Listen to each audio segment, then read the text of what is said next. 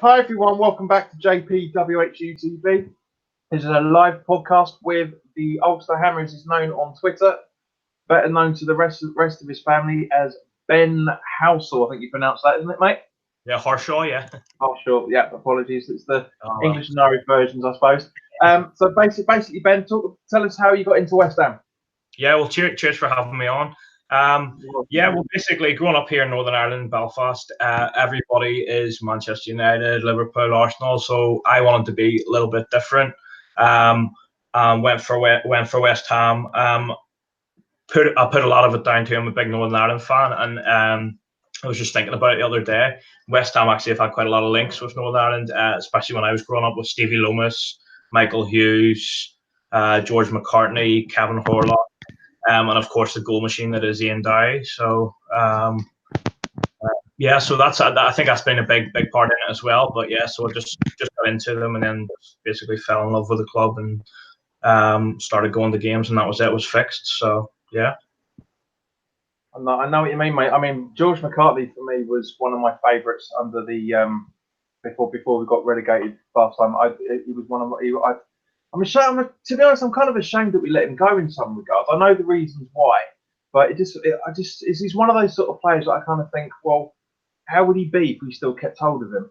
You know, because he went to Sunderland after that, if I remember correctly. Didn't he? Went to Sunderland? Yeah, and I think actually it wasn't. Didn't Curbs I think resigned because he was sold from under him. If I remember correctly. I mean George was he's solid. He ain't gonna win Player of the Year or anything, but he's a 6 out of 10 every week sort of thing, and he'd a good left foot on him. So yeah, and could play left back or centre back, so it was useful to have. Yeah, definitely. I mean, we'll come on to one of those types of players in a little bit, but yeah, it's when you've got a multi-purpose player, then that makes the squad even better because you can rely on somebody for a few things if things go wrong and you need, like, for example, as you said, if you jump in the centre back, and if we need 3 centre backs at one point, he really helps out well. That's one of the reasons, as I say, the reason why I miss him. Before we go any further, I just need to do a quick shout out to 3retro.com, the sponsors of this channel. Please click the link in the description below that will take you directly through to the West Ham section of their website, where you can purchase retro shirts from the 60s all the way through to the early 2000s, including the 1976 home kit and the 1980 FA Cup final away kit that has inspired this coming season shirts. There's also Umbro and Admiral track jackets, polo shirts, t-shirts and sweatshirts there as well, so go check those out. From what I understand from 3 Retro, there's been 203 clicks of the link so far and only 1 bloody purchase. Come on, people. This is any commissions I get from the payments. You're not going to be spending any more than you normally would. I just get a little bit of a commission fee on it as it's an affiliate link. So there's only been 1 purchase, and the first 20 purchases, so 19 more purchases to go, and which will be going directly to the Bradley Lowry Foundation for Isla's Fight. So guys, please dig deep and start shopping. Okay, so Ben, just give us your thoughts, mate, on last season overall, the 18-19 season. How did you feel we got on? Yeah, the overly used phrase is a transitional season, but it really was with a new manager, new style of play. Overall, I was happy. We integrated a lot of new players into the squad. We finished in the top 10 ultimately. My big disappointment is obviously Wimbledon, and we really should have gone for it in the cups, because a club like ours, it's been a long time. I haven't won anything in my lifetime, so we should have done better there. But no, ultimately it was good.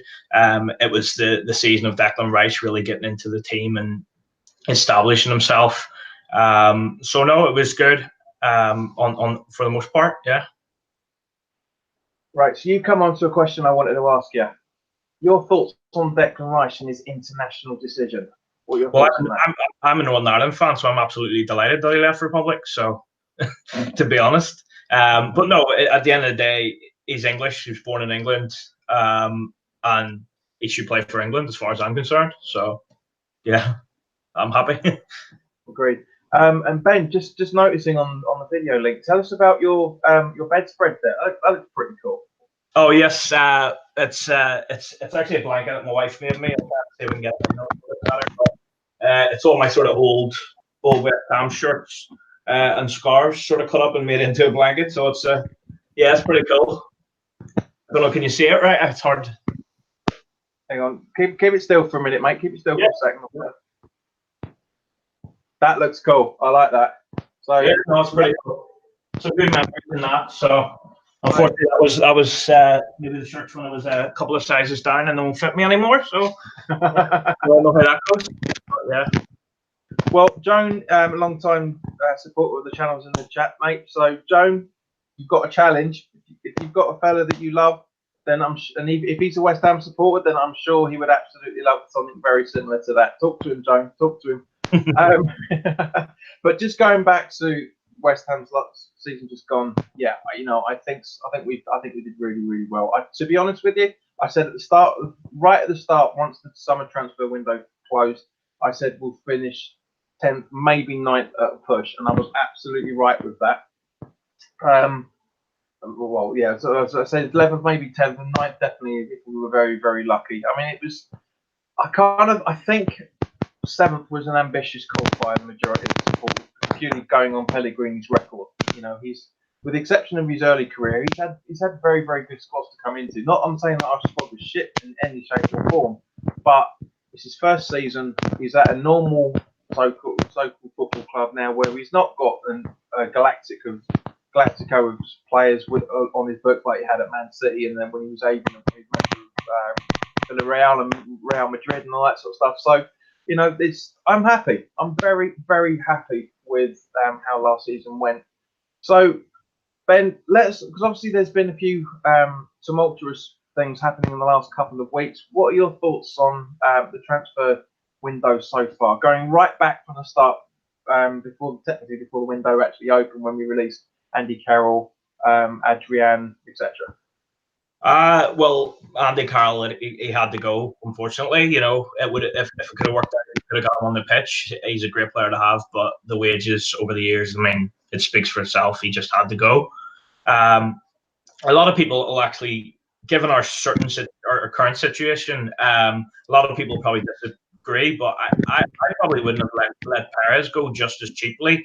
And believe me, I'm not saying he's brilliant or anything like that, but if you actually look at his games to goals record, it's not that bad, and considering a lot of those were substitute appearances as well, that might be one that I maybe would have disagreed with, or maybe would have looked a little bit more for him, although if it frees up wages and we do invest that, then fair enough. Adrian, I would have liked to see him stay. However, I can understand he wants to play football. He's not going to get on ahead of Fabianski. I have to be honest, at the start of last season, I didn't know much about Fabianski, and I thought there wasn't much between them, but I was completely wrong. Fabianski was outstanding. So, yeah. So, in terms of who we let go, I think the majority have been the right decision. Yeah, I mean, mate, I was very, very wrong with that. Okay, Ben, can you hear me all right? Because yeah, I'm hearing the chat says there's a lot of crackling going on. It's a crackling, but I'm hearing you. Okay, that's a bit strange. Let me try and sort that out in a minute. Where are we? Audio. So that's right. That's really strange. That, I mean, it's it seems seems to be when I speak. Oh, I mean, because I'm hearing you all right. Yeah. In the Darren Clarkson's letter, Darren, is it me that's crackly, or is it Ben? Let us know. And obviously, there's going to be a little bit of a delay on it. But in the meantime, now obviously the squad flew out to Switzerland earlier this week, and it was being confirmed that what the travelling squad is going to be for the Asia Cup. Now, bearing in mind that one of the games is live tomorrow on the website at 4:30. For those who don't know what the travelling squad for the Asia Trophy is, it's all three goalkeepers: Fabianski, Martin, and Roberto. Defenders are Creswell, Diop, Fredericks, Johnson, Ogbonna, Reed, and Zabaleta. Midfielders are Lanzini, Cullen, Diangana, Noble, Obiang, Rice, Sanchez, Snodgrass, Wilshire. And the forwards are Antonio, Hernandez, Anderson, and Yarmolenko. That's basically everyone. pretty much, with the obviously exception of Hugel's not in there for some random reason. Now there's reports that are coming up about him being linked back to Preston North End again, from what I'm hearing. And obviously our new boy Fornals hasn't travelled, isn't going to be travelling over for that either. But at the same point, I'm not at all surprised because he's only really just come back from the under-21s competition about a week or so ago. He went to the London Stadium Monday, so I don't think it's all that bad. I mean, a lot of people have been criticising that decision to leave him at home for another couple of weeks. Ben, what are your thoughts on this? No, I don't think there's anything wrong with it. As you say, he's only just finished. He's now just got to London. I don't see the need for him to fly all the way to China when he's been playing all summer. He can get used to being around the club and meet up with the players afterwards. The other two that aren't involved are Balbuena, who again has also just finished playing with Paraguay, and then with Arthur Masuaku, who's been playing the African Cup of Nations as well. So at the end of the day, the players that go out there will have a good experience, get game time, and then we'll have three good players to come back in as well. So no, I have no concerns with it. The only thing I thought that might be a little bit different was I thought maybe there'd be another couple of youngsters in the squad just to get a little bit of experience, even if it's not playing a lot, if it's training and stuff. I wasn't sure whether Reece Oxford might have got one last chance, but it would appear that maybe that's not going to be the case because he's not going as well. So I'm quite pleased that Ben Johnson's going to go as well, though. With the squad, I was quite surprised because he made his debut. I think it was Man City, wasn't it, last season? Correct. And yeah. we sort of never heard of him again. So no, it's good because he did well against the champions, and it'll be a good experience for him as well. So yeah, no, I'm pretty happy all around. I didn't expect Ronaldo to go, to be honest, not yet. Well, I mean, for me, it's a very, very good idea. So. Out of the available squad, mate, what would your starting 11 be for the for the first friendly tomorrow? Well, tomorrow's one is it's going to be just about fitness and stuff like that. So my opinion is, I think he will play. I think he'll play all three goalkeepers. I think he might play 30 minutes for each of them, or at least 45. I think Roberto will start. I would have Frederick starting at right back. I don't know fitness wise, but Winston Reid I would give a look at with Diop, Cresswell at left back. I'd like to see Grady Diangana playing on the right. Again, to have a look at him because he's one that we really need to make our mind up about. Josh Cullen in centre midfield with Jack Wilshere. Again, I think a lot of it, of course, will change at halftime and stuff, but just starting out. I'm not sure on the fitness of Yarmolenko, but it would be nice to see him for even if it's half an hour. And then, well, strikers is difficult, but I suppose Chicharito, and then with Lanzini playing just behind him, we're starting out. But I mean, again, it will change a lot. Yeah, I mean, 100%, mate. I mean, I can see both. I can see two goalkeepers because Fabianski only returned. Yeah. And he went out to Switzerland the other day, so I think it was Sunday night or Monday morning, one of the two. So I don't really think he's gonna feature. But yes, it's a possibility. He could be on for half an hour, or he could be on for 15 minutes. But I honestly think the first half goalkeeper is going to be Roberto. The second half goalkeeper is going to be Martin. Just to see how they get on. But other than that, yes, that's the stupid thing about pre-season is you're absolutely right. It's all about fitness. Doesn't matter who's out on the pitch. So I mean, because even if he puts out 11, he could very, very well change 2 or 3 before the break and to give somebody take somebody off from 20 minutes and get somebody to get a whole full run out of an hour or so. It's anybody's guess really. But it's. To be honest, mate, I'm seeing quite a strong squad there. If I'm completely honest with you, I really think that's a very, very good squad for us to have that choice of who's going to be where. I really, really, really do like it, guys. by all means, in the chat, in the live chat, I was going to say chat room. There's showing my age there. In the live chat, just say what you want to, what the sort of players you hope to see on the live broadcast tomorrow. But in the meantime, obviously, talking about this, well, there's obviously a couple of elements in the room that we need to go through, mate. I mean, more specifically, the announcement that went out Monday morning. The two sentences confirming Arnie's move for an undisclosed fee. I mean, that's complete bollocks. We all know what the deal is there. But it was interesting, funnily enough, hearing former West Ham player Claire Rafferty, what she was saying, that apparently was very disruptive with when the women were training in the opposite training field, and apparently he was shouting disrespectful things. And so that doesn't surprise me in the absolute slightest. That doesn't surprise me that was going on. I mean, did you hear about that at all? I've only just heard about it this evening as well. Just read about it. Again, it doesn't surprise me either. It's just his general attitude. Really, it sums him up. Of course, he's a quality footballer, but you can't have that around, can you? Exactly. I mean, it's just. I mean, you have to respect people. It doesn't matter if you don't like them. I mean, at the end of the day, I personally think this was an Arnautovic's plea to sign off the season being an absolute wanker and just make sure that he was going to go as quickly as possible, which is obviously has happened. Now, as we all know, and I talked about yesterday, the Gomez deal is dead, and there's no surprise. I've been saying for at least a couple of weeks that there's no chance of us signing him. Apparently today, there's also stories that we haven't finished yet, that we're still trying to offer him more money. Now, from what I understand, he's on 30 to 35,000 a week at Celta Vigo.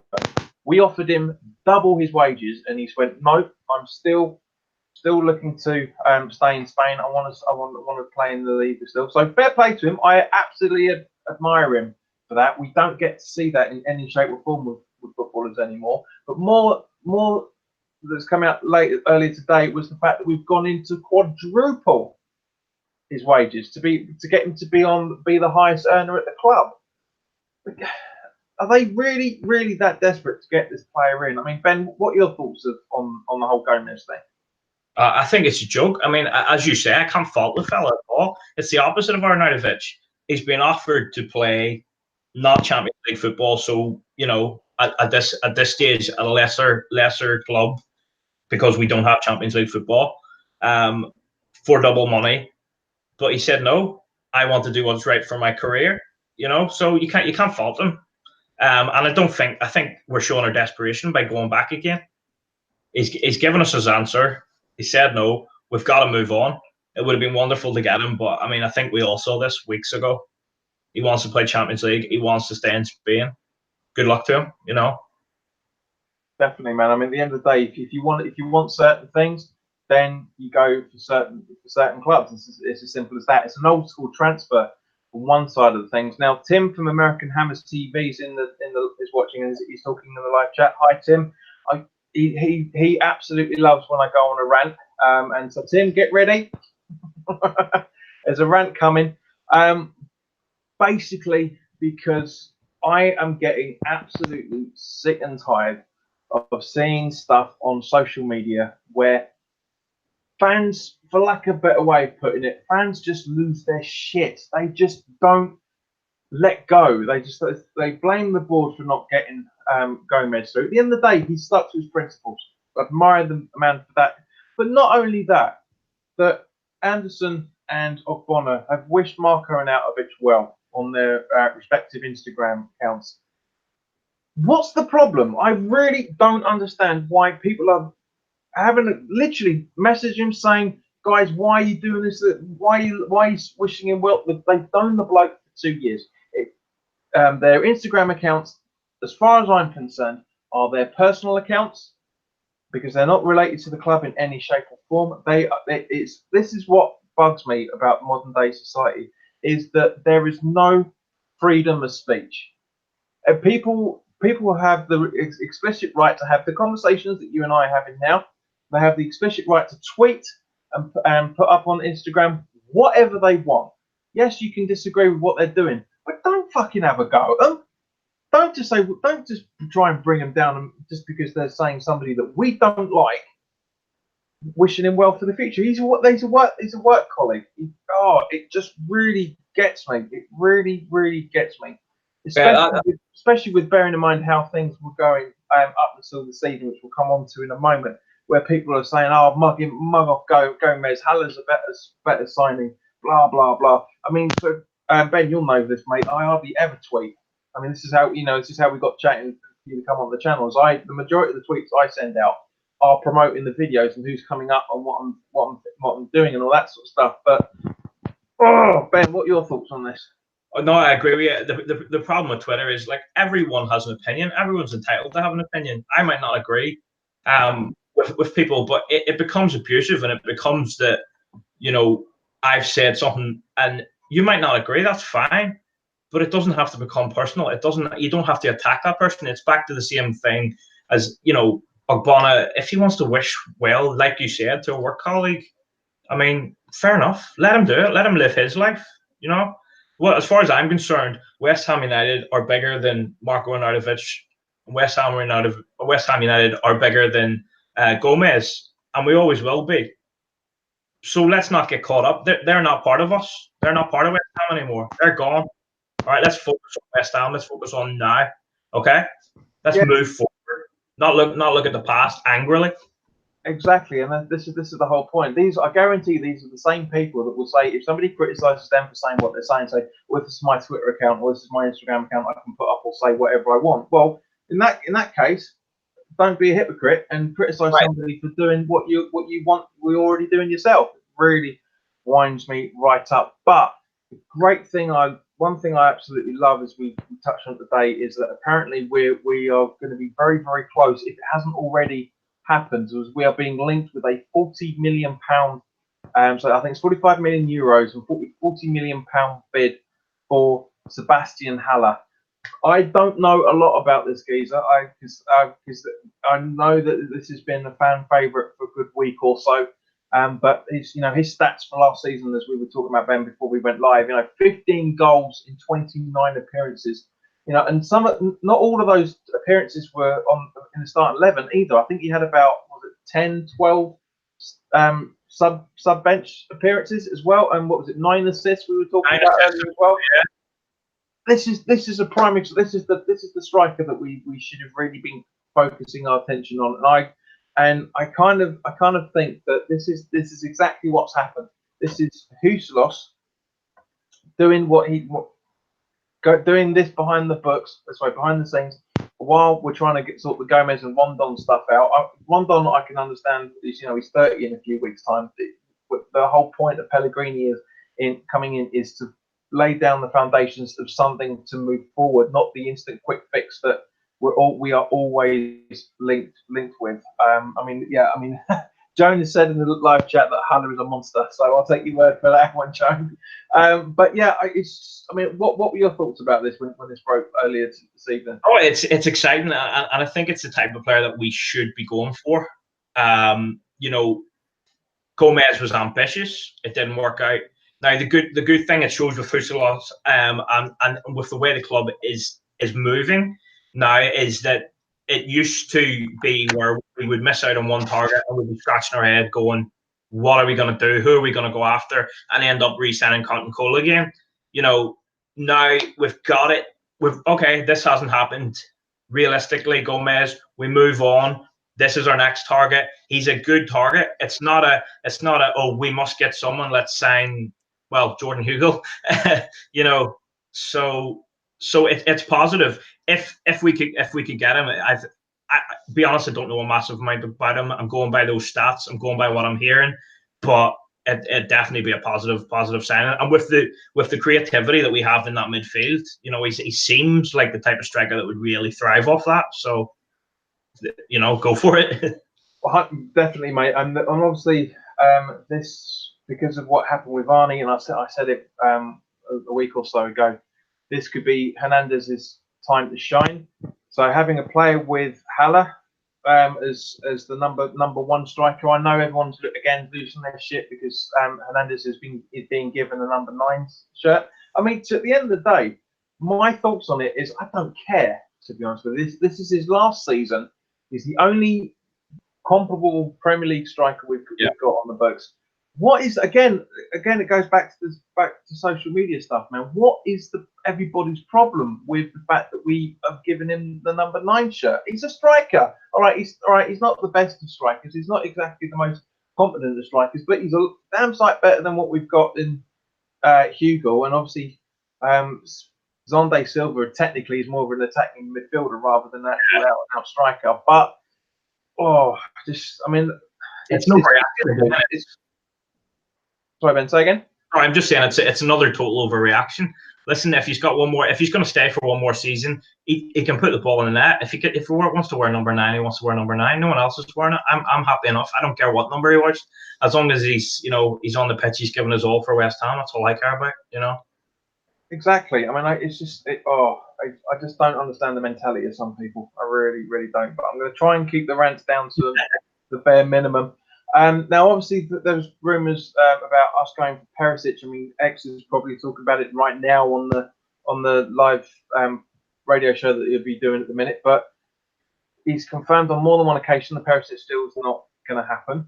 Apparently, we've been offered Balotelli, but I can't see that happening. He's on out of it all over again. Same thing with Diego Costa. Apparently, we were outpicked by Wolves. Fine, I've not got an issue with that in any shape or form. Yes, he is a very, very good striker on his day when his brain is engaged. When he decides he wants to be, and when the right one turns up, you just don't know what you're going to get.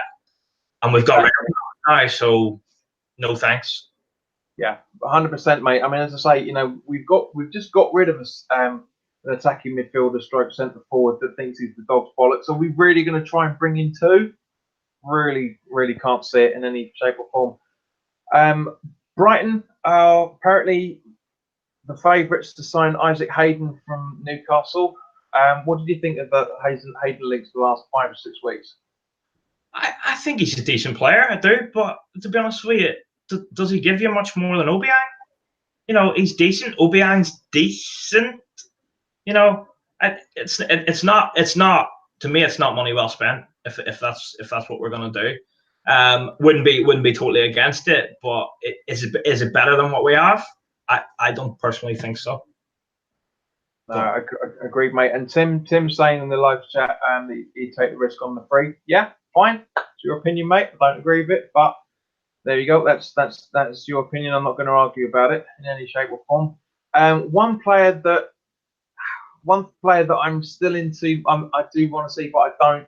Callum Wilson. He's been offered a new deal at Bournemouth, so I'd be very surprised if he doesn't sign that. He's a very, very good player.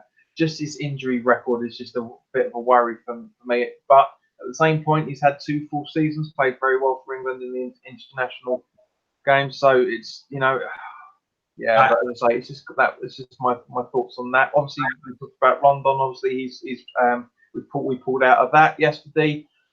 Spurs are favourites to sign Ceballos as well, the midfielder from Real Madrid that we've been linked to. Haven't got an issue with that. He's a very, very good player. Mitrovic, obviously, that broke a few days ago that he signed a new deal for Fulham. That's fine. One player I really, really think we should get rid of as quickly as possible is Obiang. Now, there's been a lot of reports about his ongoing interest from Sassuolo, I think you pronounce. I can never pronounce this right, but apparently the deal has stalled over his wages. I mean, so what do you think about Obiang, mate? No, I mean, like I just said, would I be devastated if Obiang left? No. Would I be devastated if he stayed? No. I think he can do your job if you absolutely need him to. Would he get in our starting lineup? No. Would he get in our subs if all our midfielders are fit? No. But he can do a job if needs be. Would I rather have him there or Carlos Sanchez? Well, I'd rather have Obiang, if I'm honest. So yeah, I'm not bothered either way. He isn't gonna make or break our either way. If you can get at the end of the day, if you can get money for him, then he goes.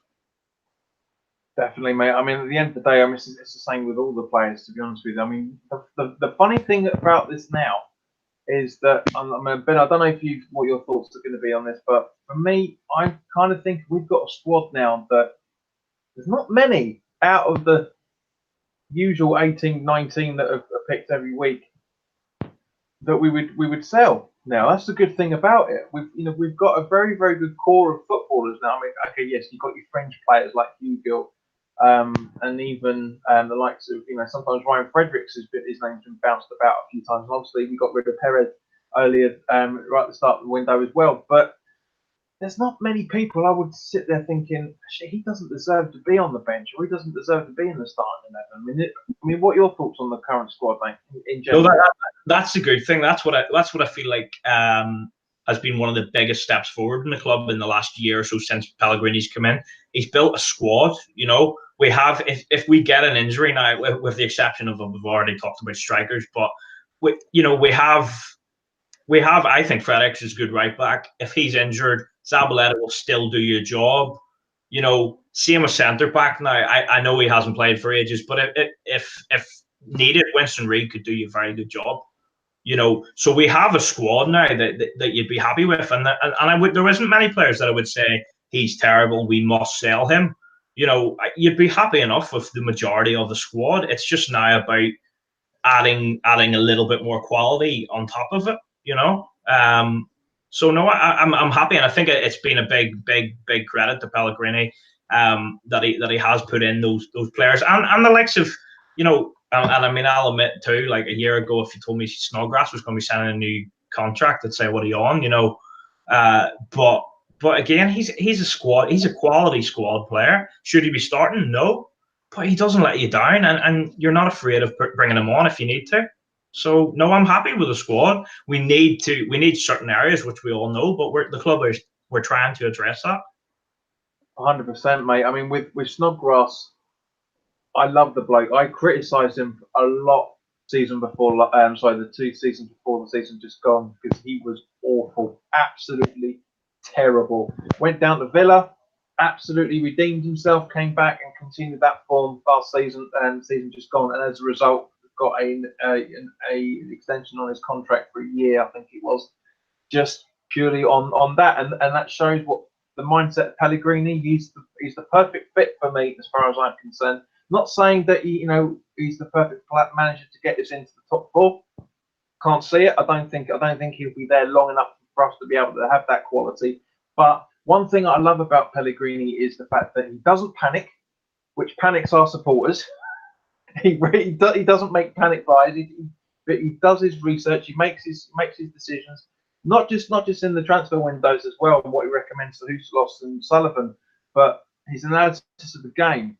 If we're losing 2-0, he's not running around trying to figure stuff out. He's standing at the touchline shouting at players to do this, do that. He's not running back to the technical advisors to find out what they think they should be doing. He takes his time, he analyses things, and I absolutely love that. And also reading earlier today that for the last few days, the guys have been out in Switzerland on their training. They've been having double and triple training sessions. Pellegrini's not mucking about.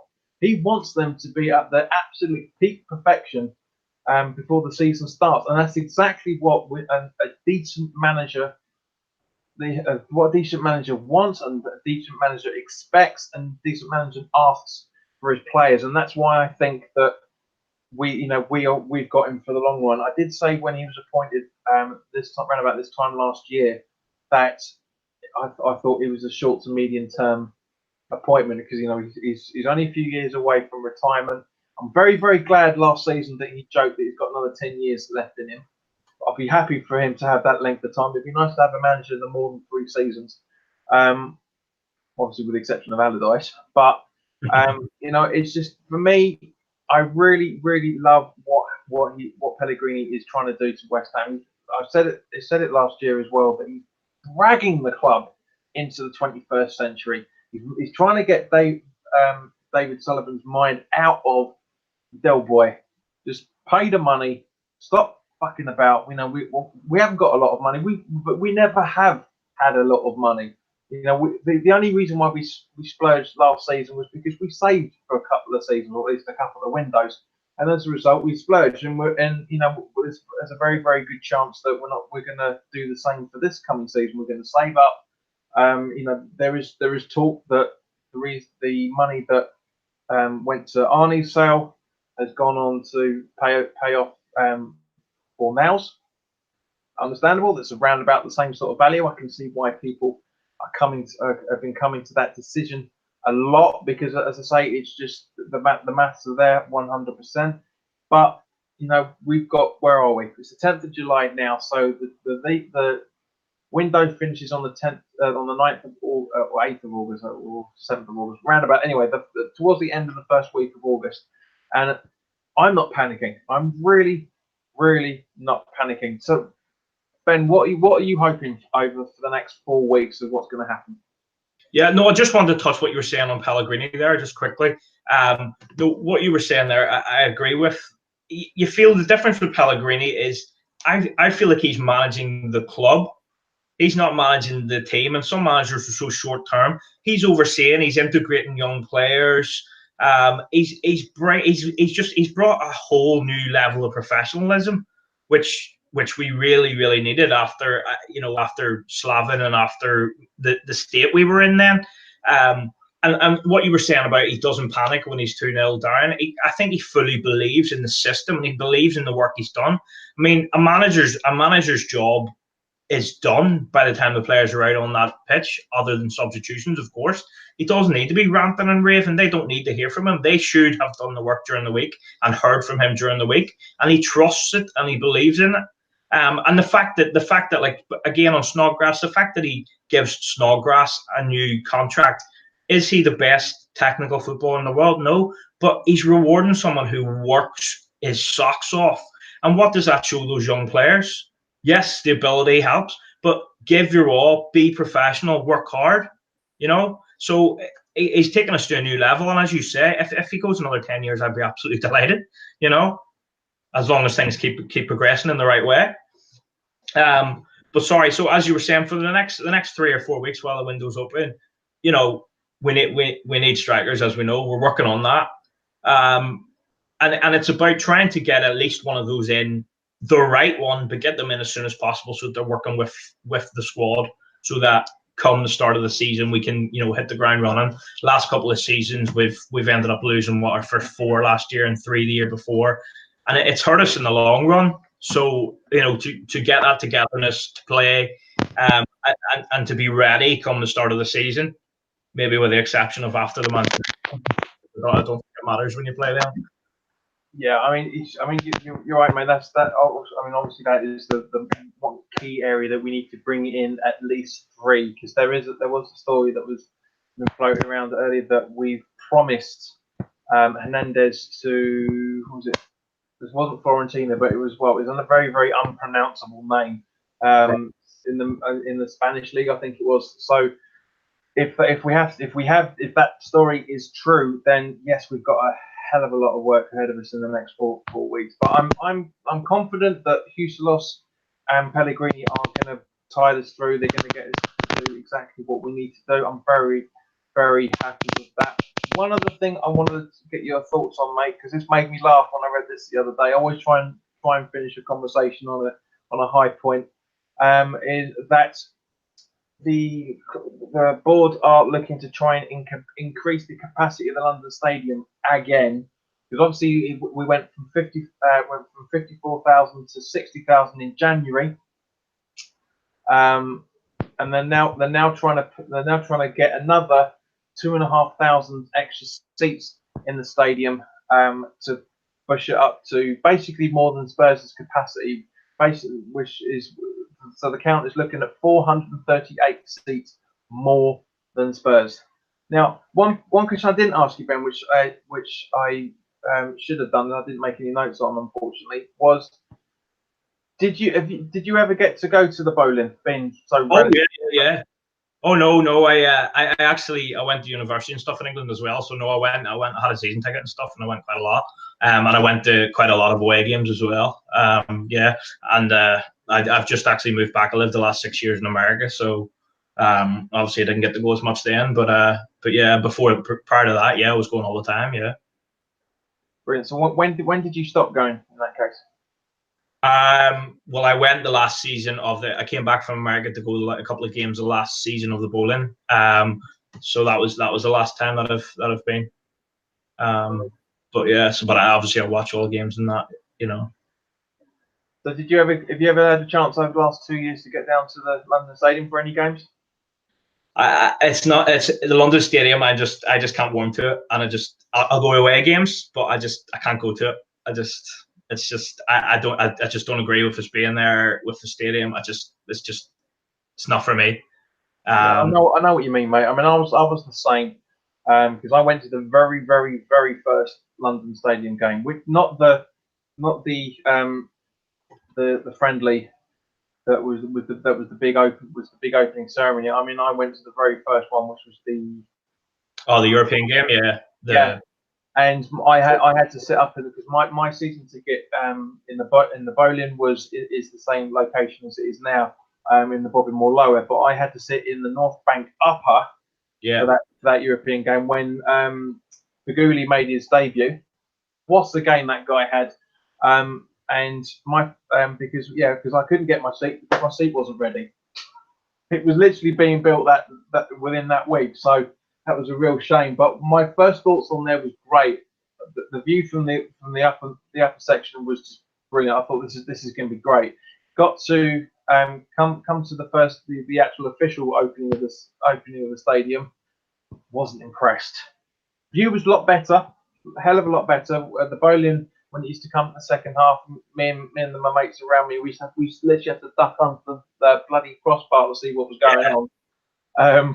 But if we were able to turn back time and if we were able to vote to leave the bowling and pursue the London Stadium, hundreds of thousands of people would have said the same thing. Absolutely not. Stay there, redevelop it. But my love for West Ham is too strong not to go to whatever stadium we're playing at. I don't see it anymore.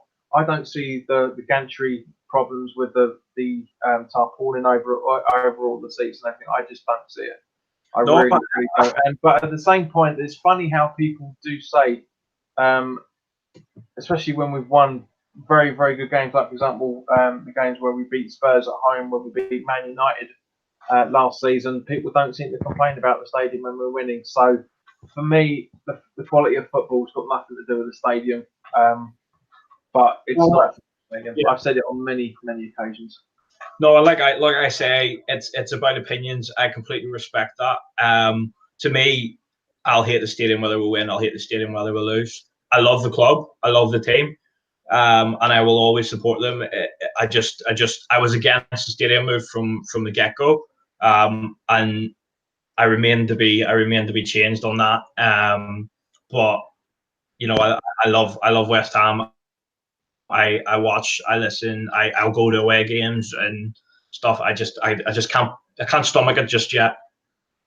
So, but I respect those, and it doesn't mean, it doesn't those people that go, they love the club, and I respect that too. So. Oh, looks like we've got another little debut in the background there. Your little white cat's made an appearance in the background there. Buy one, get one free. Oh, brilliant! Oh, that's been great fun, mate. It really has been cool to talk to you guys. Ben is hoping to get on the channel, so anyone that's still in the live chat, let us know if you passed the audition or the interview. But it's been absolutely brilliant to talk to you. We'll definitely have to sort something out. Thank you for having me. Enjoyed it. You're more than welcome. I know we've rushed through quite a few things tonight, but because it's for once I'm actually under the hour by 12 minutes to go. So I'm normally sitting and gabbing like crazy. But guys, as I say, thank you very much for watching. If you're new around here and you like what I'm doing, then by all means, please hit the subscribe button and hit the notification bell so you get to know when each new broadcast or each new video goes up. I'm hoping that the sound quality has improved. I've been mucking around with the USB cable. It might have something to do with the fact that I ran an update on the laptop last night, so that could be it. I'm going to try and figure out what caused that. But guys, thank you very much. Put your comments in the comment section below. Anybody that's watching the replay, put a thumbs up in the comments if you think Ben should come on the channel again.